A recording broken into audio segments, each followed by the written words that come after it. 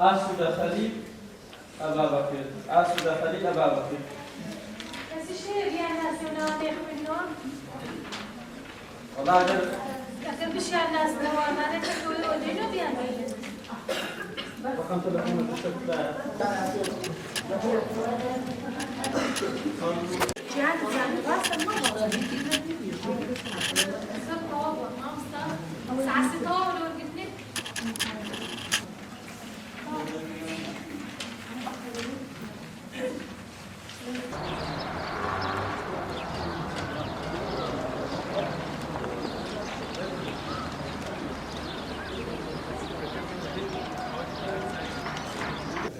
بەلای خی بەخشندەی میهرەبان ئەمڕۆ لە سەتاسەری هەرێمی کوردستان پرۆژەی قورئان بە هەر لەنە بەڕێوە چوو مەڵبەندی سوورەشەکە لەو مەڵبەندانەی کە لەو سنوور خەڵکەشی باش بەشداری کردیە ئەمڕۆ لە کەشەهەوایەکی ئارامدا بەشداربووان هاتن ڕویان کە دەهۆڵەکانی تاقیکردنەوە و بەشداریان کرد هیوای سەرکەوتن بۆ هەموو بەشداربووان ئەخوازین من دەڵێم لەو پرۆژەدا هەمومان براوین هیچ کەسێک دۆڕاو نییە کەسێک لە پرۆژێکی ئەوە بەشدارکات حتمما براوەیە خەڵکانێکی زۆر لە ماوە سەرقاڵ بوون بە لەبەرکردنی دوعاکانی قورئان کە هەمووی فەزل و عیبادەتە بەڕاستی پرۆژەیەکی ناوازە بوو و هیوادارن کە بەشداربووان لە ئاستی تەموحی ئێمەدا بن کە بەو شێوەیە کە بەشداریان کردیە خۆشبەختانە ئەسیلەکان لە کاتی خۆی گەیشتن بە هۆڵەکانی تاقیکردنەوە لەو بەشداربووان و چاودێری پێویست لە هەموو شوێنەکاندان درابوو من سوپاسی هەموو بەشداربووان و هەموو چاودێران ئەەکەم هەموو خوشکوبرانێکەوە لە ماوەی ڕابردوو لەگەڵمان بوون کە ماندوو بوون شەو نخوونیان کرد تا کۆم پرۆژەیە